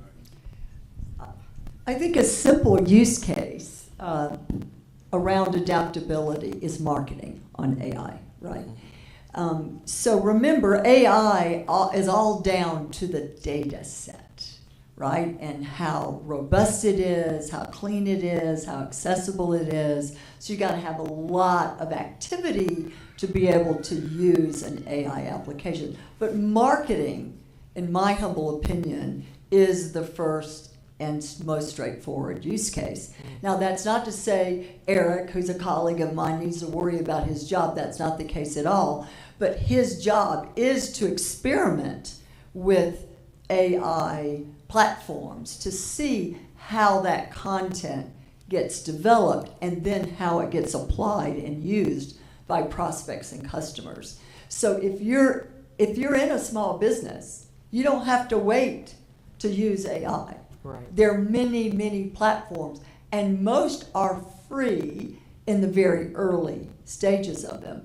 That's where I experiment now, ASAP, learn that. If you're not doing it, you are behind, in my humble opinion, on the functional area of marketing. That's good. Yeah. Thank you. I think that's a good thing. So I'm thinking more on a banking side, like in commercial banking, it's not something that we've been using a lot of. But on our mortgage side, it's something that's been actively used a lot. A lot of the processes like checking for liens and deeds of trust and filing have been turned over to AI, and that's an impact on the industry. So there's opportunities there. NPR had a very good segment on that, talking about, the biggest fear right now is that there's going to be a lot of loss of jobs, mostly in the marketing and customer service and, dealing with customer call centers. But they also said it's an opportunity because these systems have to be maintained. Yes. So that's the opportunity part of it that I think you should be looking at. Thank you. I lied. I do have a case. I lied. Please share, Justin. We Please do share. 3D modeling, right? We do a lot of 3D modeling on large buildings that we have. And they're very complex models. And what we like to do is it's called class detection. So we're putting a bunch of models that come from different engineers and architects. We're put them all in one file. And then we run a program, and it goes through and puts everything together and finds where pipes are going through walls where it shouldn't be, or Nice. somebody has put a corner or a post right in the middle of an atrium or something like that. It goes and it finds all those, lists them all out for us, and then we can go back to the designers and say, hey, we need to move this post, or we need to look at the structural drawings or whatever it is. Awesome. Thank you. We have a question. Listen, first of all, I have tremendous respect for all of the panelists. I hope everybody in here appreciates how lucky we are Absolutely. to have this right now. Like, this Yes. is incredible. People pay top dollar to have this kind of access, so thank you all. I'm like a kid in a candy store. I have many questions, so if any of the other folks are going to be shy, just keep coming back to me. Okay, just keep it to one for right now. Ask We'll my come back one. to see you. My first question is this. Listen, there's two ways to think about entrepreneurship, at least two ways. And one is follow your passion. Do what it is you love. Try to turn an idea into reality, your vision into a life and a business. That's one way. There's another pathway of examining the market opportunities. What unmet needs exist, whereas you can apply your skills and ability to solve a problem, to be a solution. So, yes, we encourage everyone to follow their passion, but on the other side of that same coin, I want to ask you all, what market opportunities are you seeing? What unmet needs in the marketplace might you all be seeing that don't seem right now to have enough talent, creative thinking? I'm looking for the opportunities that you all may see on the horizon. It's a great question. Who wants to answer that? Yeah, Brittany. Thanks, Jason. That's a good question. And this goes back to AI actually, cybersecurity is a major opportunity within the state. We are not educating students, we're not actually preparing the next generation of workforce, and we have this massive need, especially within Colorado Springs is a specific market for that. So I would say we're looking at the AI space, aerospace, but specifically cybersecurity. That's good. Any other panelists? Okay. Well, a couple of things. If you look at U.S. industrial strategy, Sure. and you look at our country's desire to be more competitive against China, let's just use that as one type of competition. Major investment in any kind of advanced technology. Cyber is an enabling technology, so for sure that. Colorado Springs goes along on that. So there are lots of things that need to be done.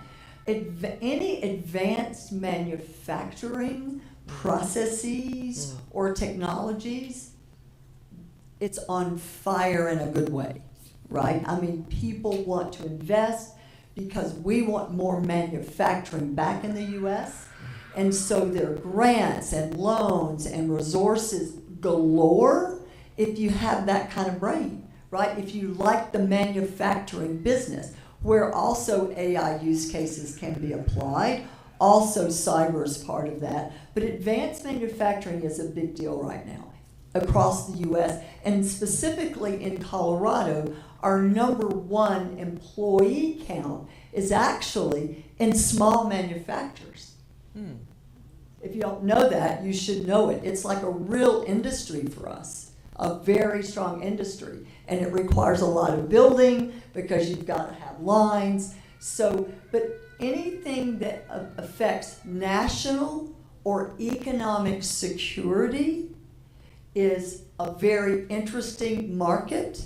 Now, you don't have to be an engineer to pursue that. Back to your point, you have to, though, know how to evaluate the market and what is the unmet need, not just in the physical product you're manufacturing, but in the processes that you want to pull together.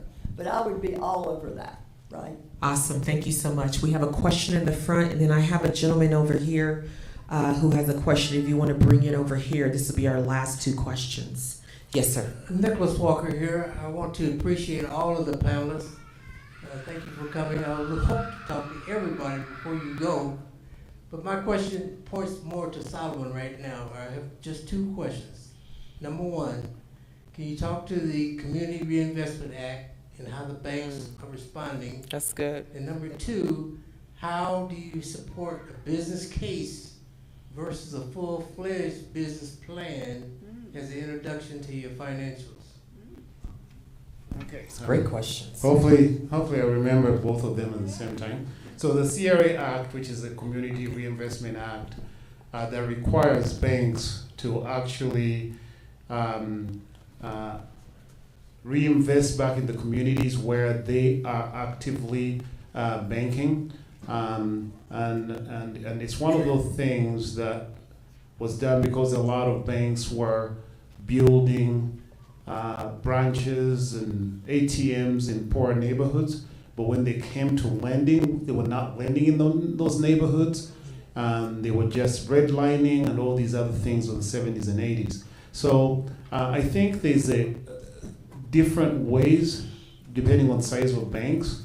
Banks have been doing this. So I'm going to talk more specifically about community banks, and I'm going to make a case for smaller banks and community banks. You know, right now, as you've heard, a lot of you have heard, there were a few bank failures.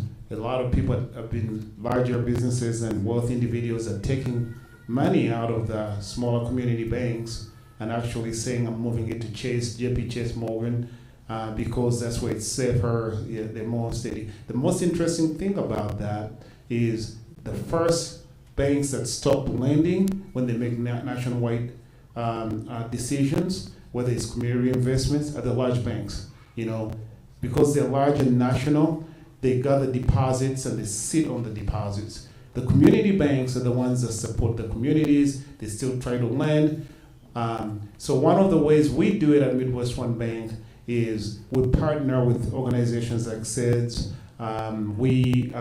In order to get as much impact as possible, we don't have branches in every single small community, every corner. So we try to get the most bang for our money. We try to partner with organizations like Rocky Mountain Communities that are investing in affordable housing. And that's a big one for us right now. And affordable housing is being built in places where the need is, or the medium incomes, people can't afford a housing. So that's a really, really big driver right now. So we look for those big bang projects that we can invest and impact most people. And by the way, you can walk into any bank, it's your right, and ask them to share their CRA report. Oh, nice. That's one other thing you can do. That's good to Do you know. mind repeating your second question? Oh, okay. So a business plan, I feel like it's the bigger picture, okay, of, you know, it has more elements, you know, as far as it covers the whole shebang. You know, you're talking about, you know, what your product is going to be, how you're going to market, how you're going to reach. Presenting a business case is very specific, whether you're making a pitch to a customer, so you have a very specific audience. The business plan is for a larger audience. You have to change it to suit who you're presenting it to. So it's a bit, the business case. For example, if you're going to make a business case to the bank, when you come to the bank, we really concentrate a lot. I don't care how excited you are about your product. I don't care how you're going to market yourself, what your brand is as much. I do, but I don't. What I want to see is your financial preparedness, the numbers, and if they make sense. I will tear those numbers apart. You know, I say that they don't make sense. So you have to make a business case based on your audience. With the bank, you have to really understand and go through those numbers, because the bankers will go through those numbers. And if they don't add up, everything else is not believable. You know, they start with the numbers and work their way back the dialogue. I don't know if that answers your question. That's good. Thank you so much. So here's the deal. We have 2 more questions, Papa. I'm going to get in trouble in a minute if we go beyond that, so I'm not going beyond that. So we're ready. Next question. First of all, I want to thank all of you in the panels for doing this presentation.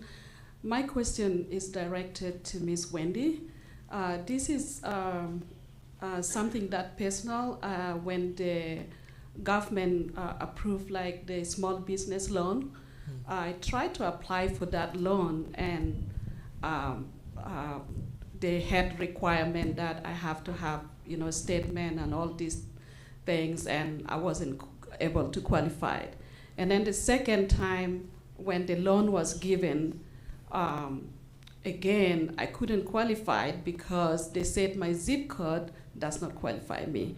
So I am in dilemma, and I don't know if some people have the same similar situation like me. And that's one. I went to Mr. Papadia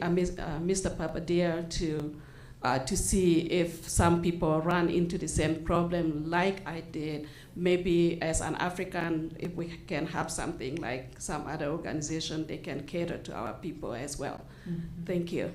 Yeah, of course. One organization that absolutely serves the immigrant community is SEDS. Have you met any of those people? So Alex Wise is the CEO. She's awesome. We know her well. We've worked with her closely. But they, and Energize too, but they do character-based lending. And so it's a different look at your business, you, and what you're trying to accomplish. And that's why banks like Solomon's Bank oftentimes deploys CRA dollars through organizations like SEDS, because they access and specialize in populations that have very small businesses that maybe have not been in the country for that long, who don't have all the documentation required by larger banks. So I would put SEDS, CEDS, in your notes. And if you would like for me to make an introduction to you to Alex Wise, I'd be happy to do that. And there's organizations like ours too, but SEDS is more specific.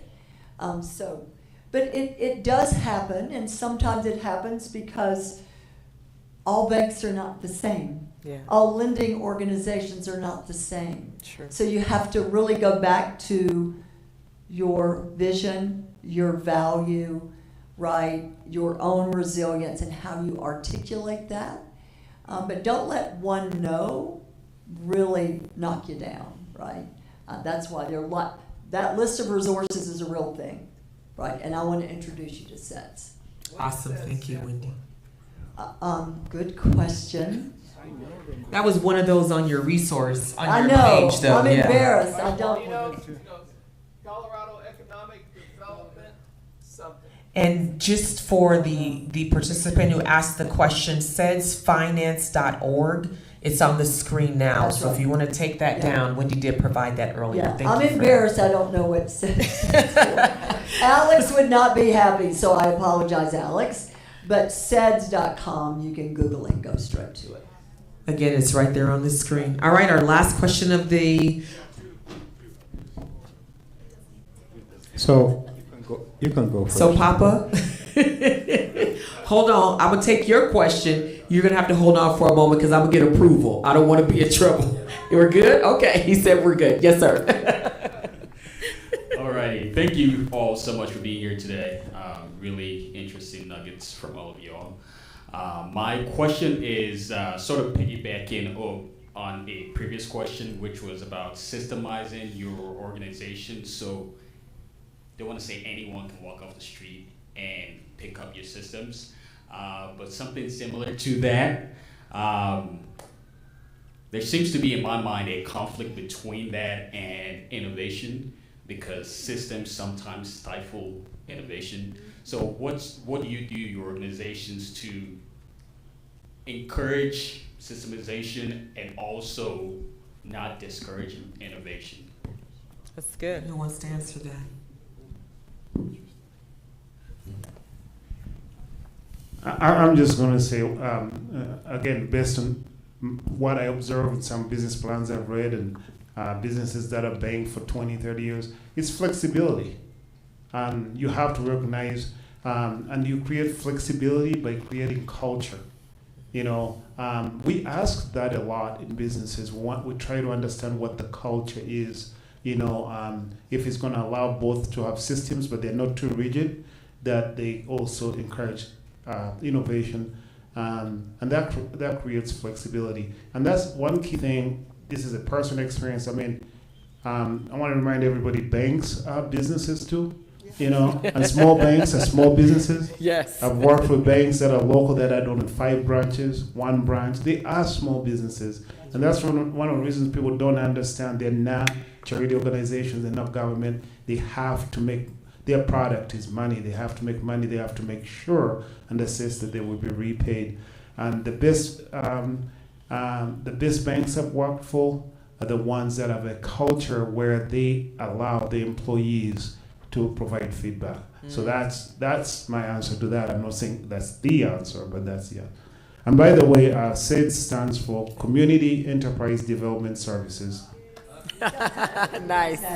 I want to respond quickly to the process. Do you know the principle of Pareto, the Pareto principle? That's how I would look at it generally, because, you know, you've got about 20% of the processes in a business, generally speaking, that make 80% of the difference. And sometimes those are more repetitive tasks. So you don't want too much creativity in those processes that you could standardize, get more efficiency from, which could look like more margin, right? Maybe, not always.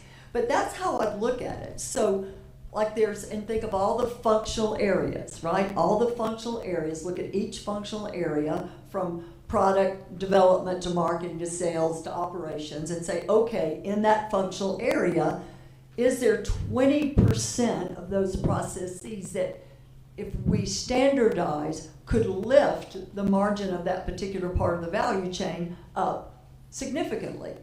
So I would kind of put on my science hat about that. That does not take away any creativity, because that exercise in itself is creative, right? So anyway, that's what I would say. I like that Pareto principle when it comes, because I don't want things to be over-engineered. That's boring, right?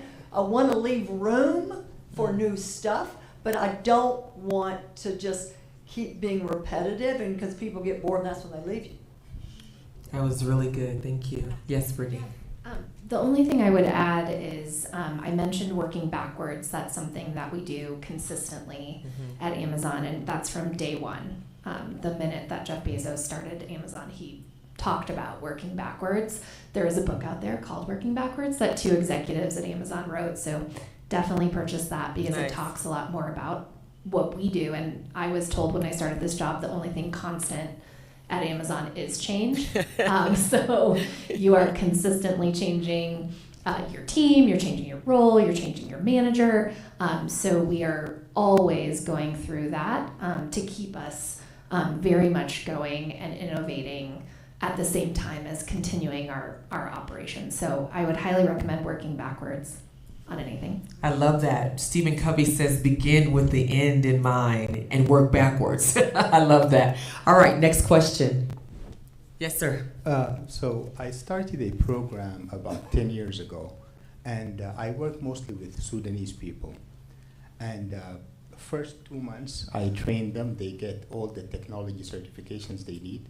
The next 3 months, they shadow me because I work as a consultant. So they shadow me so they have the experience. And then the 6 months, the 7 months, I'm helping them get a job.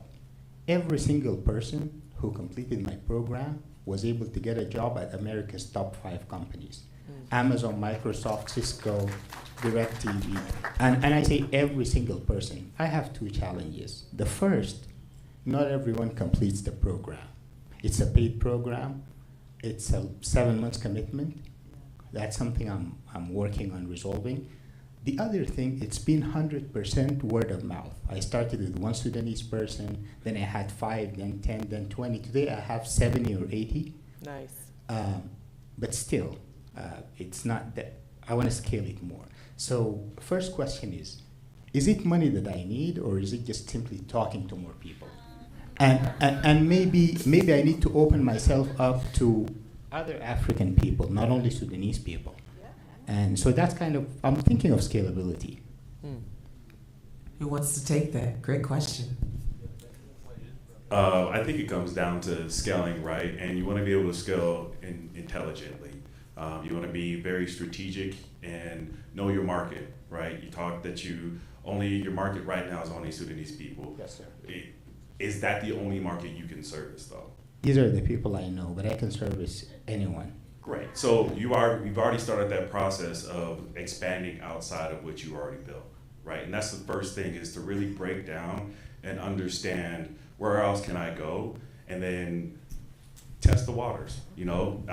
Solomon is, if you go to Solomon and ask for money, he's going to say, well, I get it that you have this, but is the market you're going into and you expanding your market, is it really there? You need to be able to prove that, right? So you need to be able to go out, test the market, find out what's actually out there, find out if it's actually going to transfer over. So that way, if you do need more money because you want to hire more people to support you, you have a clear plan, right? So if I understand correct, try to offer the service to non-Sudanese people and see if that works. I think your question was the answer, scalability. So you said all I heard was, I did this, I did that, and you trained these many people. What about if you train somebody or several other people to do exactly what you're doing, but they can reach different, and then you start training the trainers, so that you can get that scale that you're looking for. That's intelligent, because there's so much I can learn and individually train, and that's something I will work on. Yes. Yeah, and that's the first thing that came to my mind, because if you're not there, if you're not training, if you're gone, it's the business is not. You have to pay more attention to scale the business, and then the business will work for you. You're one-man shop right now. Yes. That's really good. Thank you. That's really good. Thank you, Solomon. And I would just add one thing to that. You could, when you train the trainer, that model is so powerful that you can then, if you have that system, take that system and sell the system. Because that's a revenue generator right there by itself. And that's also scalable, right? So great questions and answers there. Yes, ma'am. I think we have one more question after her. Yes. Can you hear me? Yes. Hi, my name is Fatima. I want to thank all of you for what you've done, what you said. And another thing to Brother Papa, he's the best at what he does. Yes, he is. My question is, as a motivated person who wanted to start a business, we have the motivation, we are driven people, we are smart, but we have that lack of that recipe to make you successful. We wanted to know if you have any recipe you can give us tonight to make us that 30% that can last 10 years. Miss Wendy said we have to do the retro every week. We want something that's more than just doing the retro, something that can help us succeed. Yeah. Quick thumbnail. Listen carefully, Matima. What we must have to be a successful entrepreneur is product market fit. Okay? So let's go back to looking for opportunities, unmet need. You have a market, you have to really understand the market, the size of the market, the specific dynamics of the market. You have to be able to characterize that, because in your mind it has to be big enough and worthy to pursue. So you really have to make sure you start with that. I'm not saying there's no passion in looking at the market. There may be passion, but think of the market. Then you think of what are the opportunities in the market. That's your product. It could be a physical product, a service product. Good entrepreneurs know that their first opportunity to grow their business is finding product market fit. So it's not general market, any business, any population with any product or service. You've got to get specific. If you're selling something to small businesses, how many are there? How would you characterize them? How do they buy? But understanding the market is really important. And I mean little m as well as big M, because that's the size of the prize, right? Because you're going to be pursuing that. It's going to cost you to pursue it, right? Then the product, which you maybe already have in your mind a little bit, but it's not fully developed. Then you're going to experiment with building a product. You're going to validate the product with the market you're pursuing. So most books on entrepreneurship, I would say 95% of them talk about product market fit. If you can't find that, you're not, I'm not saying you won't have a business, but it's going to stay very small, right? It's not going to scale. So I would really Google that, look and read about it, because it's a very specific concept in entrepreneurship, in any industry. Hope that's helpful. That was great. Thank you so much. Thank you. So thank you again to our panelists. This has been absolutely wonderful. There has been some true nuggets. I hope you guys have gotten all the nuggets. Papa, I want to bring you back up to close us out. Great man. Wait. Stand up. You can't pass up. Oh my goodness. Wait a minute. Were you not a panelist last year? He was one of our judges at Pitch Night. Hello. Yes, absolutely. You get to ask your question. Hello, I'm Esrom Elias, and I'd like to ask if you have any additional resources for young future entrepreneurs to have some resources. Right on. Yes.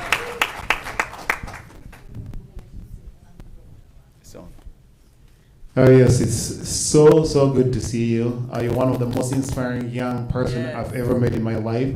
And when I grow up, I want to be you. I told you that. But I think again, don't know if I'm an expert or anything like that. But mentorship is a good way to start organizations like this. They have youth groups and youth clubs. But as far as banks, it's a young American bank. They do something called, they go into schools, and you might be a little bit, and I know you are way past that. That's very elementary. But Young Americans Bank is geared specifically to young audiences. But even regular banks, I mean, there's really no age limit when you come into a bank and start a conversation and, just talk to people you aspire to be and what you want to do. I think you're already there and you're already doing that. That's what I would say. And I would like to invite you to Denver Startup Week, and you can be my guest. And we can go to many different events.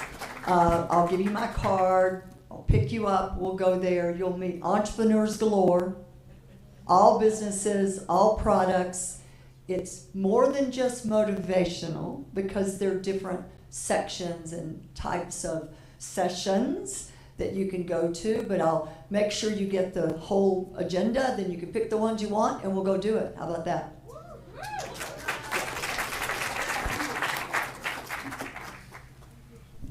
So, Claire, come back here. You cannot do this amazing job and try to go back to height. Let's give Claire a round of applause for our amazing moderators. So thank you so much.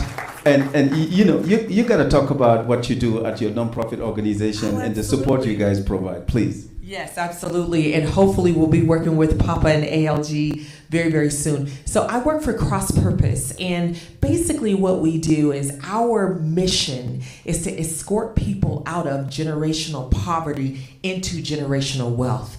We do that through workforce development. So we are a free career training facility. Everything we do is free. You come in and hang out with us. We don't charge you anything to do it. We actually pay you to come. So we pay you a stipend. We call it, lunch money, gas money. We're not paying your bills. But we will pay you to come and hang out with us. And then, so there's 3 phases to our program, essentially. We have launch. My husband works in launch, and he helps with an asynchronous platform where you can study and get a certificate online. And then the second portion of it is called our core program. That is our 6-month program where you can actually go through that program and get various certificates in trades and medical. If you're a CNA and you want to go to the nurse on the nurse track, our third part of our program will actually help you pay for your education there. So right now we have a donor who has so graciously given us, he's pledged about $1 million to help this next phase of it. And so in that last phase, once you get a livable wage, then we want to help you get a sustainable wage. I have a young lady who's getting a master's right now in nursing. We're paying for it, right? Like that is just, we're trying to copy you a little bit. But there's so much work to be done. That's some of the great work that we're doing. But we'll help you get a sustainable wage. And then if you want to start a business, if you want to buy a home, we have grants for the home ownership program that we have. And then if you want to get stackable credentials, we'll help you pay for that. And then the last piece that we just added is that anybody who comes through that last program that I'm talking about, it's called Fellowship Legacy, we will start a trust fund for them and for their babies. So that's the work that we're doing. I told you she's amazing. Thank you so much. Now, and we'll wrap it up, and I'll try to end it exactly how Kwame started. But before I do so, I want to remind everybody this year's theme for Afrik Impact is breaking barriers and building bridges among all people. And as an organization, we are very, very intentional with everything that we do. We don't put a theme out there just to put it, but we always follow it up with action, right? So the second thing is this year Business Summit, as you can see, is leveraging resources to bridge the gap for financial successes, right? So, and I said this from the beginning, I hope every single one of you will leave this room tonight to really take action on that business idea that you had. Now, I can guarantee you, whatever it is, you will not be able to do that alone. I don't care how smart you are, how successful you are, you gotta be able to leverage the resources you have within the community with partners like you, like this, to be successful. Now, this is for the panelists, Wendy, Brittany, Solomon, and we, the Business Summit is the most well-attended event every single year. What does it tell us? It tells us this entire community, they are entrepreneurs, but most of the time they are stuck. They don't know how to get to the next level. We did the entrepreneurship workshop. It was successful. They've been demanding and asking to bring it back.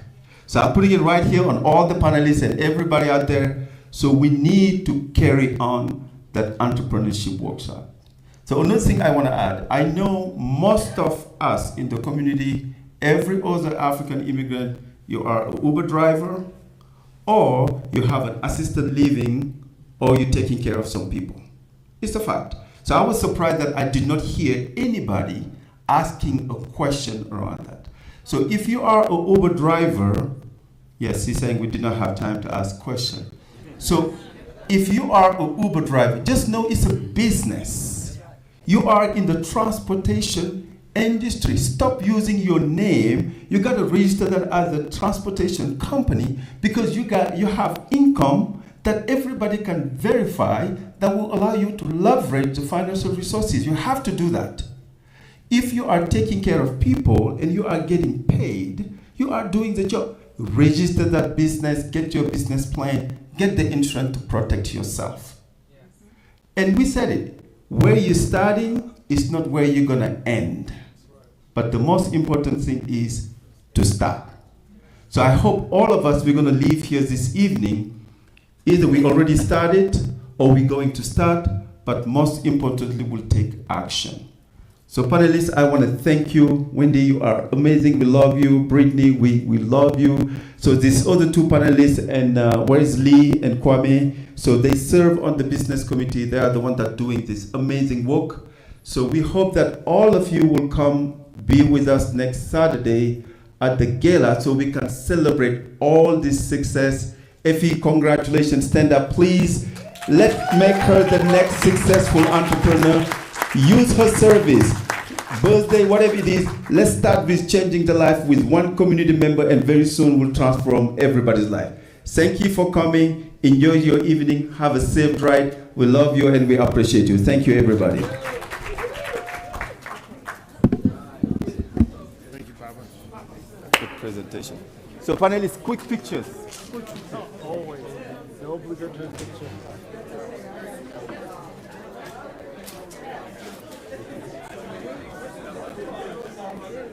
It's so